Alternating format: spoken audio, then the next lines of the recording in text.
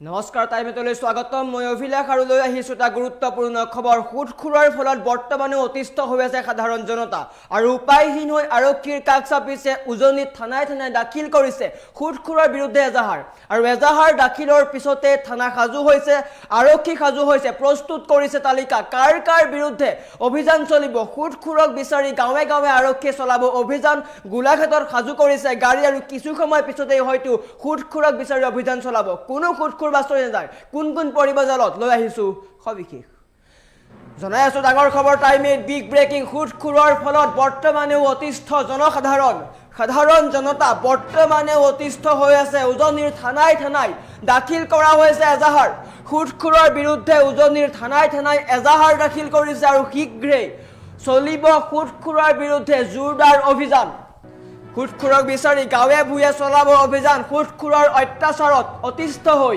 আৰক্ষীৰ কাষ চাপিছে একাংশ ভুক্তভোগী খুটখুৰ ইয়াৰ উদ্দিন নামৰ এগৰাকীৰ বিৰুদ্ধে গোলাঘাট থানাত ইজাজ আলীয়ে দাখিল কৰিছে এজাহাৰ সুদত লোৱা ধন ঘূৰাই দিয়াৰ পিছতো জমা দিয়া চেকবুকৰ কপি ঘূৰাই নিদিয়াৰ অভিযোগ উত্থাপন কৰিছে আৰু ৰাজ্যত খুটখুৰৰ বিৰুদ্ধে অভিযান চলি আছে ৰাজ্য চৰকাৰ কঠোৰ হৈছে কিন্তু একাংশ খুটখুৰে বৰ্তমানেও কিন্তু অবাধে বেহা চলাই গৈছে চৰকাৰক কেৰেপ নকৰে আৰক্ষী প্ৰশাসনক কেৰেপ নকৰে খুটখুৰে বৰ্তমানেও চলাই গৈছে অবাধে বেহা আৰু গোলাঘাটৰ ফলাঙনিত সংঘটিত হৈছে এই ঘটনা আৰু এজাহাৰ দাখিল কৰিছে আৰক্ষী থানাত এজাহাৰ দাখিল কৰিছে গোলাঘাট আৰক্ষী থানাত এজাহাৰ দাখিল কৰিছে আৰু এজাহাৰ দাখিলৰ পিছতেই আৰক্ষী সাজু হৈছে গাড়িয়ে আৰক্ষী সাজু হৈছে আৰু খুটখুৰৰ বিৰুদ্ধে চলাব তীব্ৰ অভিযান কোনো খুটখুৰ বাছি নাযায় ৰাজ্যৰ বিভিন্ন প্ৰান্তত খুটখুৰৰ বিৰুদ্ধে অভিযান চলি আছে কিন্তু একাংশ খুটখুৰে বৰ্তমানেও কিন্তু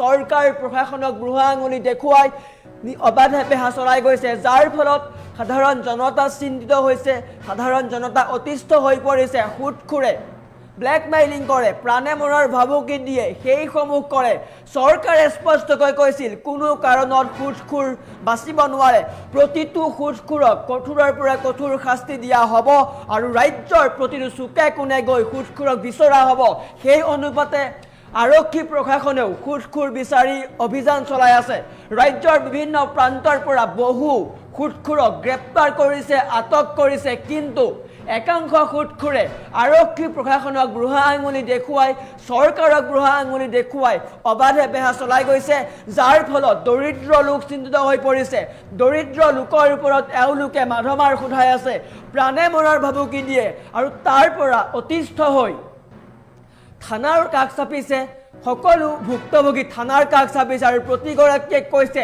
খুটখুৰক গ্ৰেপ্তাৰ কৰক আৰু বৰ্তমান এজাহাৰৰ ভিত্তিত আৰক্ষীয়ে অভিযান চলাবলৈ সাজু হৈছে প্ৰতিটো খুটখুৰক বিচাৰি উলিওৱা হ'ব আৰক্ষীয়ে দীঘলীয়া তালিকা প্ৰস্তুত কৰিছে আৰু প্ৰতিখন গাঁৱৰ চুকে কোণে খুটখুৰক বিচাৰি অভিযান চলোৱা হ'ব প্ৰতিটো খুটখুৰক গ্ৰেপ্তাৰ কৰা হ'ব কোনো খুটখুৰ বাছি নাযায় ৰাজ্য চৰকাৰ কঠোৰ হোৱাৰ পিছতেই আৰক্ষী কঠোৰ হৈছিলে ইতিমধ্যে বহু খুটখুৰক গ্ৰেপ্তাৰ কৰিছে আৰক্ষীয়ে কিন্তু একাংশ খুটখুৰে এতিয়াও চলাই আছে বেহা আৰু খুটখুৰৰ বিচাৰি উজনিৰ বিভিন্ন প্ৰান্তত চলিব পাৰে জোৰদাৰ অভিযান গোলাঘাটত এজাহাৰ দাখিল কৰা হৈছে আৰু গোলাঘাট আৰক্ষী সাজু হৈছে গোলাঘাটৰ বিভিন্ন প্ৰান্তত খুটখুৰৰ বিৰুদ্ধে অভিযান চলোৱা হ'ব বিশেষকৈ ফলঙনি অঞ্চলত অভিযান চলোৱা হ'ব আৰু তাৰ উপৰিও উজনিৰ বিভিন্ন প্ৰান্তত অভিযান চলোৱা হ'ব কোনো খুটখুৰ বাছি নাযায় ৰাজ্যৰ চৰকাৰে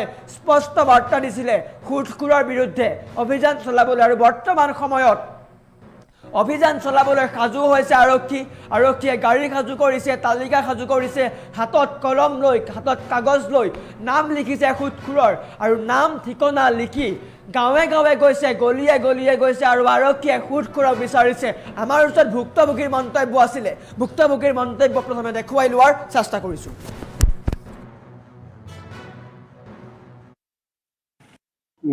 মানে মই 19 চন মানতে 25,000 টকা এটা ধাৰলৈ লৈছিলোঁ ইণ্টাৰেষ্টলৈ বুলি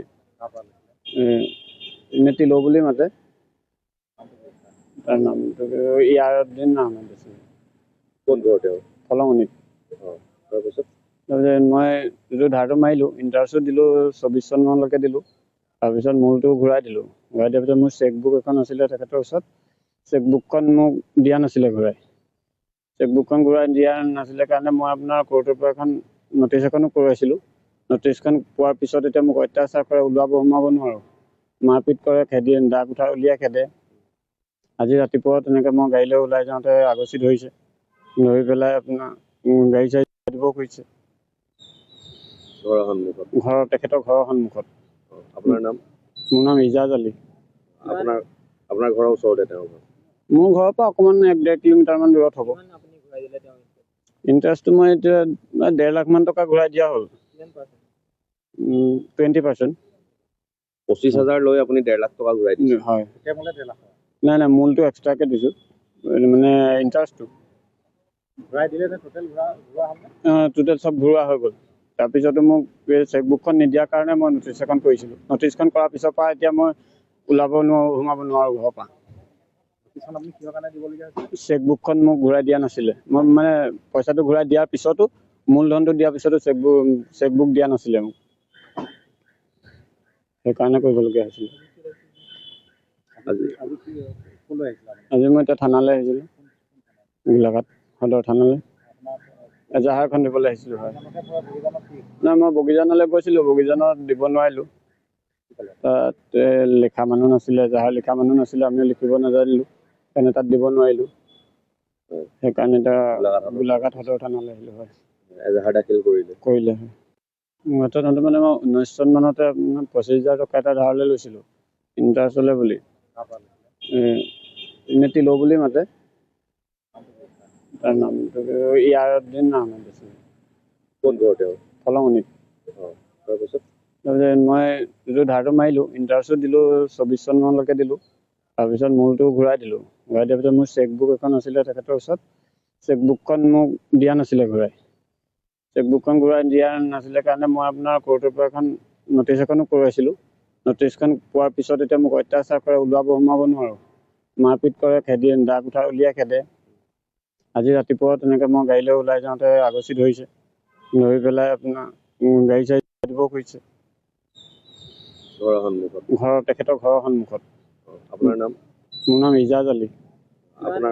আপোনাৰ ঘৰৰ ওচৰতে তেওঁ ঘৰ? মোৰ ঘৰৰ পৰা অকণমান 1-1.5 কিলোমিটাৰমান দূৰত হ'ব। ইণ্টাৰেষ্টটো মই এতিয়া 1.5 লাখমান টকা ঘূৰাই দিয়া হ'ল।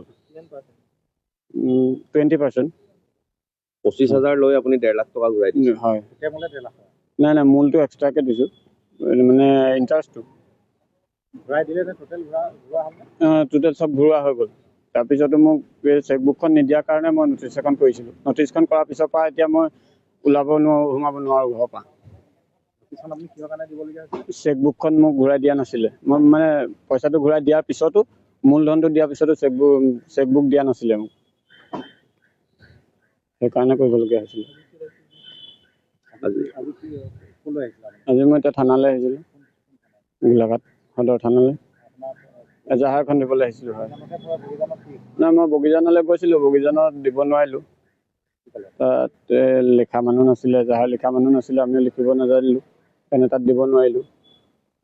সেইকাৰণে এতিয়া গোলাঘাট সদৰ থানালৈ আহিলোঁ। হয়, এজাহাৰ দাখিল কৰিলে? কৰিলে। হয়, মোৰ হাতত মানে মই 19 চন মানতে 25,000 টকা এটা ধাৰলৈ লৈছিলোঁ, ইণ্টাৰেষ্টলৈ বুলি। ইনেতি ল' বুলি মাতে, তাৰ নামটো ইয়াৰুদ্দিন আহমেদ আছিলে। ক'ত ঘৰ তেওঁ? ফলঙনিত। তাৰপিছত মই যিটো ধাৰটো মাৰিলোঁ, ইণ্টাৰেষ্টটো দিলোঁ 24 চনমানলৈকে দিলোঁ। তাৰপিছত মূলটো ঘূৰাই দিলোঁ। ঘূৰাই দিয়াৰ পিছত মোৰ চেকবুক এখন আছিলে তেখেতৰ ওচৰত, চেকবুকখন মোক দিয়া নাছিলে ঘূৰাই।